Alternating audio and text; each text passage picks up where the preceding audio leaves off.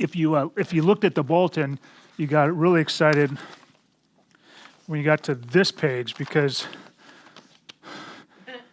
there's one thing there. Like, Rob can't preach that long, can he, when there's only one thing there? But then you got to this page, and then you're like, darn it, 6 implications. What time is that picnic start? I will say this, there's 6 implications, and the number 6 means incompletion. And when we get done with today's story, things will be incomplete. Things won't be resolved. So I think that's kind of cool. Anybody need a bulletin? I have that only for that reason, just to mention that. Well, we're week 2 in our series, Family Feud. And last week, Logan kicked off the series. It's a 9-week series. We're in the last third of Genesis. And Logan presented 2 extremes. Jacob, who did nothing, and the brothers who overreacted. And I loved the conversation in care group this week because what we said was that we have to learn to live within the tension of the middle ground of actually engaging, but engaging the way God wants us to engage. Not living out here in these extremes. Great sermon. Go and listen to it if you missed it. But we're going to be in Genesis 37 today, and so let's start in verse 1. Now Jacob lived in the land where his father had sojourned, in the land of Canaan. These are the records of the generations of Jacob. Joseph, when 17 years of age, was pasturing the flock with his brothers while he was still a youth, along with the sons of Bilhah and the sons of Zilpah, his father's wives. Now, let's just pause real quick. What the author is trying to hint heavily to you is Joseph is young, but he's leading. Joseph is young, but for some reason he's leading his brothers that are much older than him. And Joseph brought back a bad report about them to their father. That always goes well when younger sibling, period, brings back a bad report, right? Now, here's salt in the wound. Israel loved Joseph more than all his sons because he was a son of his old age, and he made him a vari-colored tunic.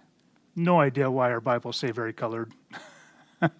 It's just a tunic with a long sleeves. But his brothers saw that their father loved him more than all his brothers, so they hated him and could not speak to him on friendly terms. Quite literally, could not speak shalom. Could not speak shalom.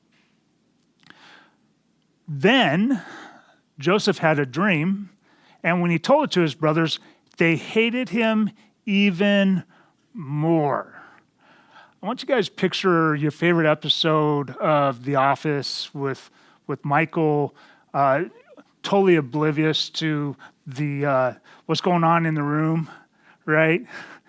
It gets cringier and cringier as the storyline goes along. Picture that. And he said to them, "Please listen to this dream which I have had. For behold, we were binding sheaves in the field, and lo, my sheaf rose up and also stood erect. And behold, your sheaves gathered around and bowed down to my sheaf." Then his brother said to him, "Are you actually going to reign over us?" I think there were some curse words mixed in there somewhere. "Or do you really going to rule over us?" So they hated him even more for his dreams and his words. Not just because he had the dream, but because he had to say something about it. Now, and this is where the cringe factor goes up, he had still another dream and related to his brothers. Not that he had the dream, but that he related it. He said, "Lo, I have had still another dream, and behold, the sun and the moon and 11 stars were bowing down to me. He related to his father and to his brothers, and his father rebuked him and said, what is this dream that you have had? Shall I and your mother and your brothers actually come bow ourselves down before you to the ground? His brothers were jealous of him, but his father kept the saying in his mind. His father kept the saying in his mind. Now, I'll say this as we pause here for a moment. Does that line remind you of a similar line maybe found in... Yeah, Mary treasured things being said in her heart. There's some messianic overtones here. Joseph is nothing like Jesus, but there's some messianic overtones nonetheless. It's like the precursor, hey, this is what a Messiah could look like, but actually I got a much better version coming. So just keep waiting. So just to recap, Joseph, he's 17 years old. He's leading men, grown men in their 30s and their 40s. He's bringing back a bad report. His father loves him more than his brothers. He's got a coat to show it, right? His brothers hated Joseph. It's the same word when we're told earlier in the narrative that Jacob hated Leah. You're going to hate my mom. I'm going to hate my stepbrother. They could not speak shalom. They couldn't speak peace. They couldn't be at peace. The words, it wasn't just the words, but it was everything about them were in conflict with each other. And Joseph has a dream, and you know what? Now God's involved. Have you ever been in that situation where you were like, why does it seem like God is blessing the person that is causing me the most problems? Isn't that a hard pill to swallow? And then Joseph has a second dream, and now God's confirming the matter. Remember we talked about in Acts how Peter has 3 dreams, and that's like, 50% more than, like in the Old Testament, 2 dreams, God is making sure you know this is going to happen. And this brings even more hate. God's showing up in our family's life, but we've got even more discontent. That's hard. And he's rebuked by his dad. This is our story. I think the thing we have to really wrestle with, though, like this is an honest question. Why does God give Joseph a dream in these circumstances? Like, doesn't that seem odd? Like, is God playing favorites? Some implications for this first section, and I'll start with Jacob. I'll start with the dad. Family is safest when everyone is favored. Mom, dad, leader, pastor, everyone is safest, or family is safest, when everyone is favored. And I'm not talking about equality, because equality would say everybody gets a coat. You guys remember Ivan last winter? That dude wore what most of us are wearing today, shorts and a t-shirt, all winter long. You give Ivan a coat in the winter, summer, winter, it doesn't matter when, it's not a blessing. It's not. Christy and I made a decision early on because of our experience. Her experience with her grandmother, I think primarily, my experience with my parents. We have 4 favorite children. That doesn't mean we favor them the same way.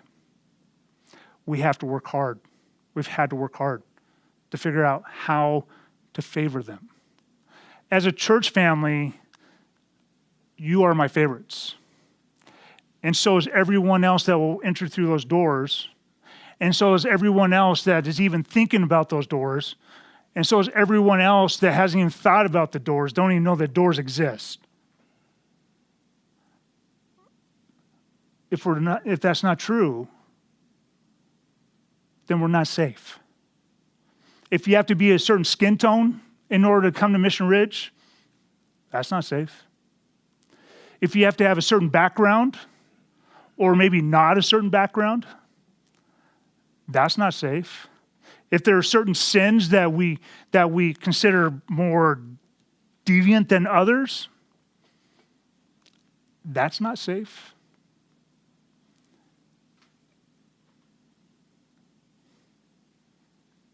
Family is safest when everyone's favored. To Joseph, I'd say this: handle your dreams and your giftings with humility. Can you imagine how different this story would have been if Joseph would have just been humble? Like, have the dream because God gave you the dream. But it's how you talk about the dream or when you talk about a dream. Right? Was it 21:17? What's the Proverbs? 17:28. You know what? I had the 28 and 17 backwards. I knew it wasn't that late. Proverbs 17:28. Even a fool seems wise when he keeps his mouth shut. I mean, Joseph will have just been quiet. Have the dreams. Treasure them in your heart. Go find wisdom.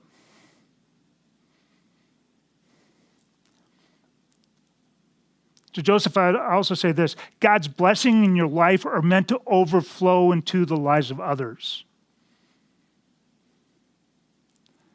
Our blessings are meant to overflow into the lives, and I think Joseph will learn this eventually.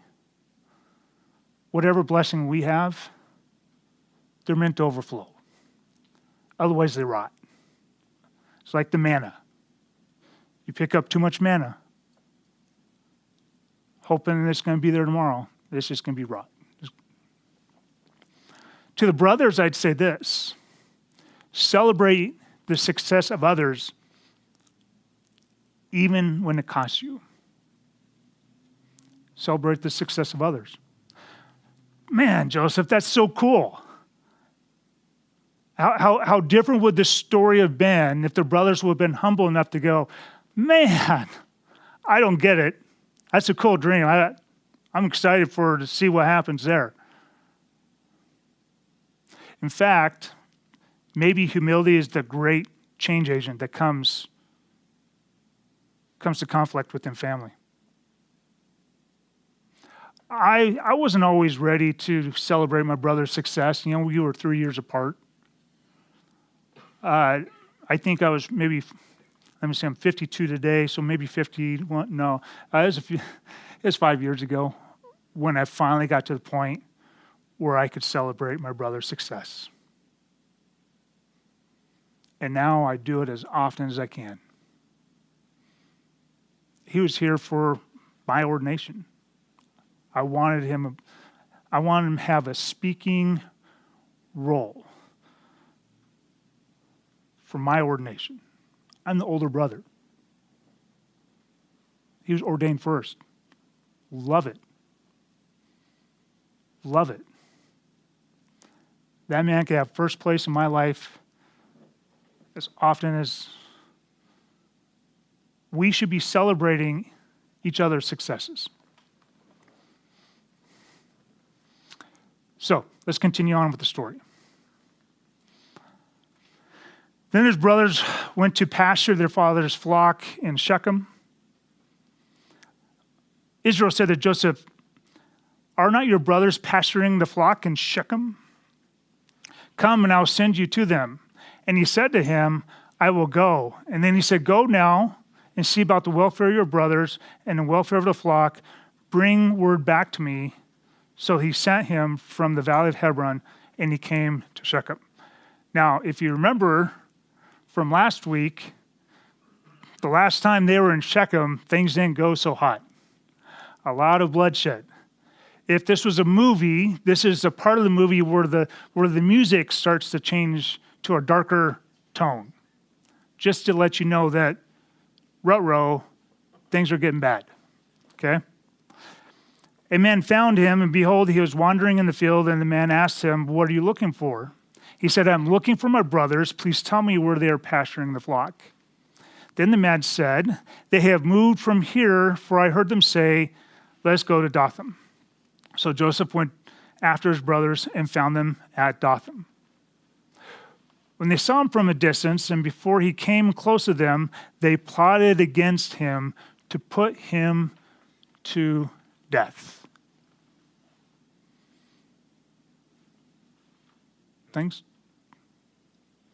That's hard.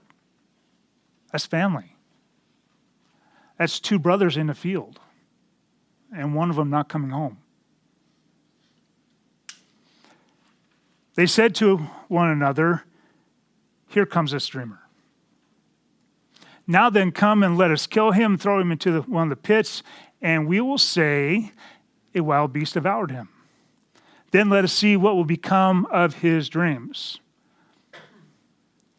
But Reuben heard this and rescued him out of their hands and said, "Let us not take his life."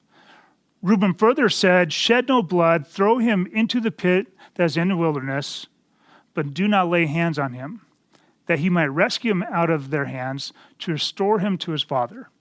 Now Reuben is the oldest, and Reuben actually lives up to his role as the Behor, as the eldest within this patriarch, this alphabet, this father's house. He was to live out his dad's values and put them on display. That's what we do as a kingdom of priests. We live out the values that we see within Jesus. And so Reuben's doing something he's supposed to be doing here. So it came about when Joseph reached his brothers, they stripped Joseph of his tunic, the varicolored tunic that was on him. And they put him and threw him into the pit. Now the pit was empty without any water in it. Then they sat down to eat a meal, and as they raised their eyes and looked, behold, a caravan of Ishmaelites were coming from Gilead, with their camels bearing aromatic gum and balm and myrrh on their way to bring them down to Egypt. By the way, when it says that they sat down to eat a meal, in Hebrew quite literally says that they sat down to eat bread. This is more than satisfying hunger. And on one hand, like they were pretty comfortable with what they're doing because they're eating, right?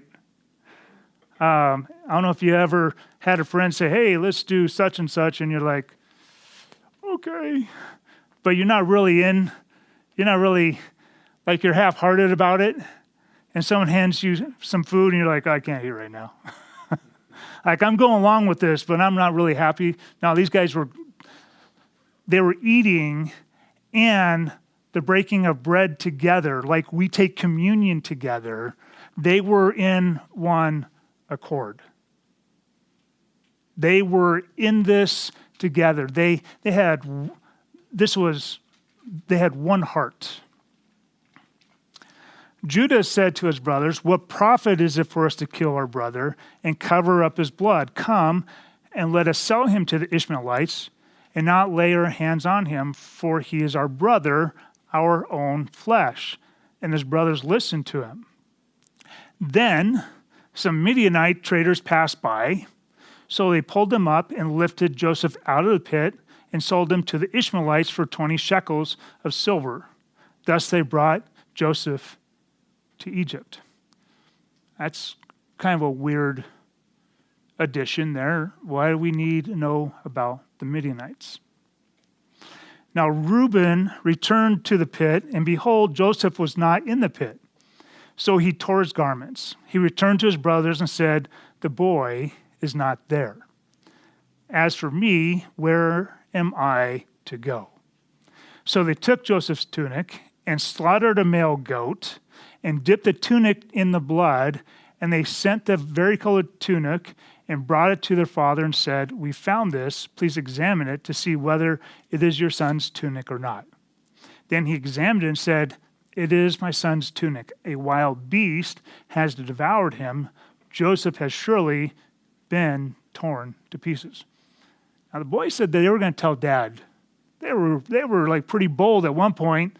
"We'll just tell Dad that a beast tore him."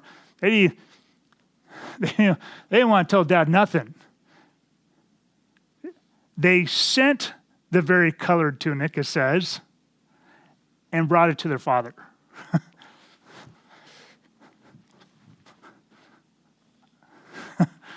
They went from being exceptionally brave and bold out in the wilderness to not very brave and bold in front of their dad. We should pay attention to that. Then he examined it and said, "It's my son's tunic. While beast has devoured him, Joseph has surely been torn to pieces." So Jacob tore his clothes and put on sackcloth on his loins and mourned for his son many days. Then all his sons and all his daughters arose to comfort him, but he refused to be comforted. And he said, "Surely I will go down to Sheol in the morning for my son." So his father wept for him. Meanwhile, the Midianites sold him in Egypt to Potiphar, Pharaoh's officer, the captain of the bodyguard. And that's our story. Only 36 verses this week. Did you notice the title of the sermon? If you grab your bulletin. Did you notice Whodunit? That is an amazing word. We love that word, Logan and I. Who sold Joseph? What say thee? Who sold Joseph?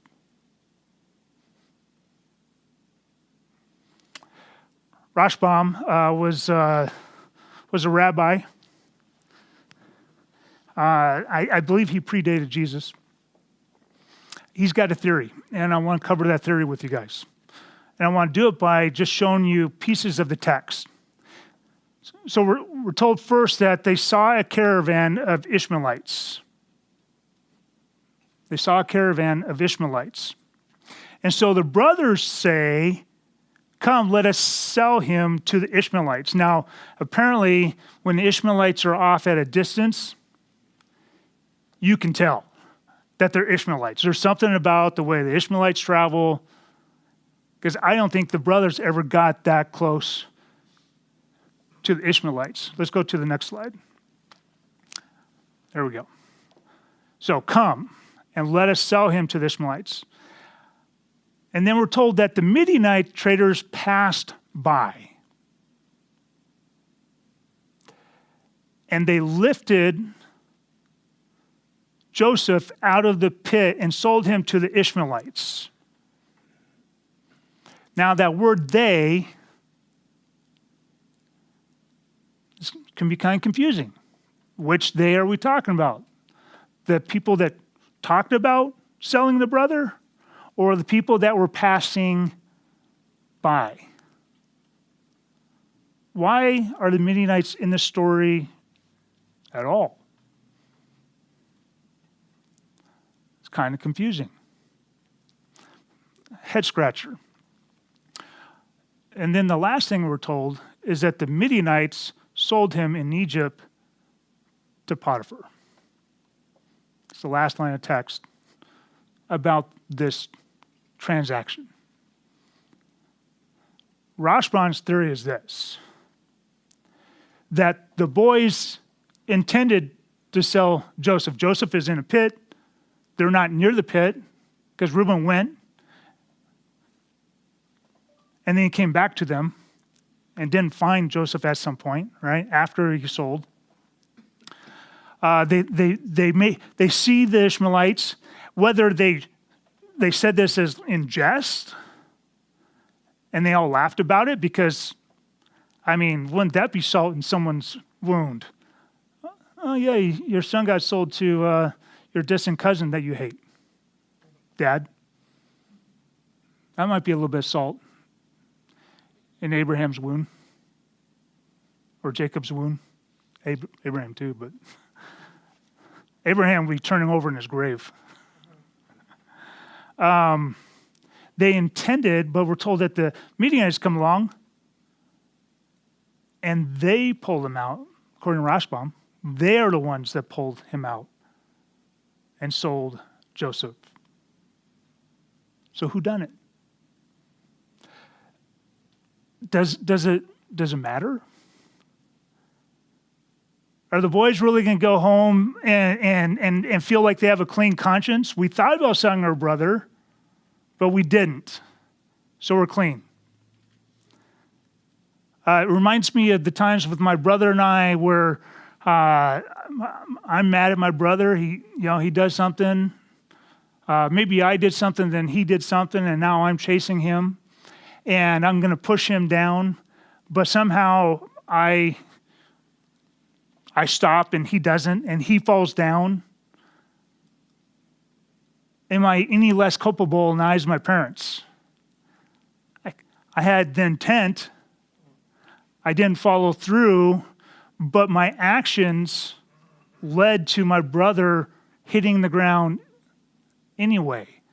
Isn't that the way parents are going to see that story play out?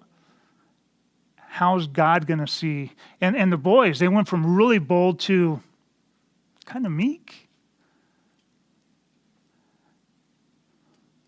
Maybe their conscience is getting the better of them.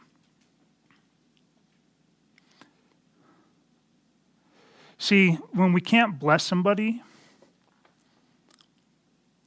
we're cursing them.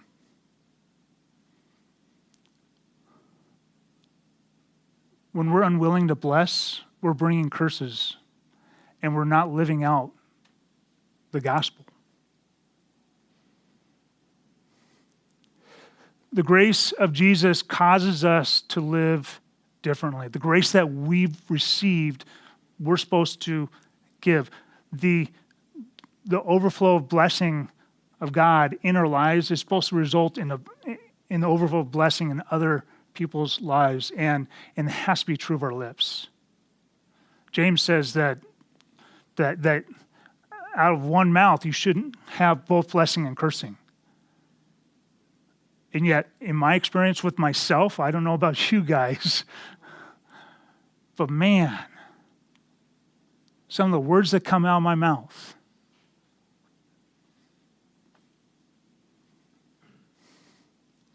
My wife even reminded me this week, she goes, do we have any favorite dogs?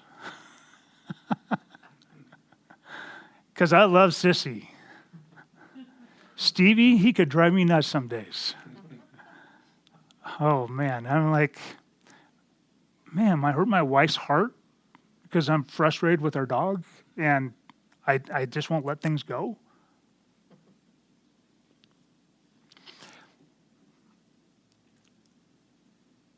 Every relationship, when we live out the grace that we've received from Christ, it'll change it. It'll change that relationship. We received reconciliation, Peter says, and we are to live out a ministry of reconciliation. We've been reconciled to God, and then our role is to reconcile others to that same God. The blessings that we receive are supposed to overflow into the lives of other people. And so 2 more implications. Avoid the temptation of seeking revenge when there is an imbalance of power. You got Jacob and Joseph, and you have his brothers. And there's an imbalance of power. Joseph has all the blessings. He has the authority. And his brothers are tired of that. And what I've seen over and over and over again is when the younger is oppressed by the older, or the smaller is oppressed by the bigger, or you have the one people group that's oppressed by the other people group, that when things flip-flop, when suddenly the oppressed now have some kind of power, they will use it in a destructive way. When there's an imbalance of power in your life and you are the oppressed, what's your response going to be? What's your response going to be?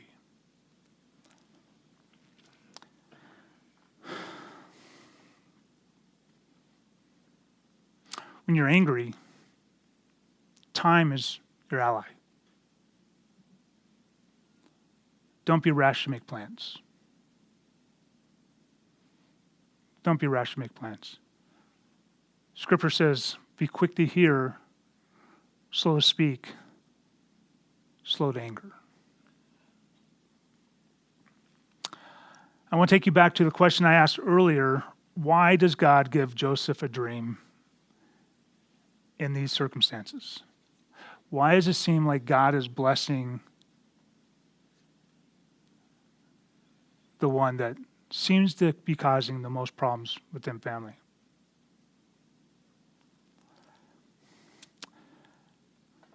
And I think the answer is this. You could ignore conflict within family, but God will make you face it eventually. You could ignore conflict for a season, sometimes decades, sometimes generations. But God will make you face it eventually. But here's the deal. God is always in the business of restoration. He's always in the business of redemption. He's always in the business of healing brokenness. He's always in the business of putting Humpty Dumpty back together again. Always in that business. And his intent, when he makes you face that thing that as a family, as a community, as a couple, that you've been trying to ignore, is to lead you down a path of redemption. But you have a part. You have a part to play. And we're going to see how Jacob, how Joseph, how the brothers live out that part as we finish the rest of Genesis. We're going to see some ways, the way they start to respond. They start to own things. They start to deal with the log in their own eye. But I'll take you back to the things that we've already said. Family is safest when everyone is favored. Handle your dreams and your giftings with humility. God's blessings in your life are meant to overflow into the lives of others, and we are to celebrate the success of other people.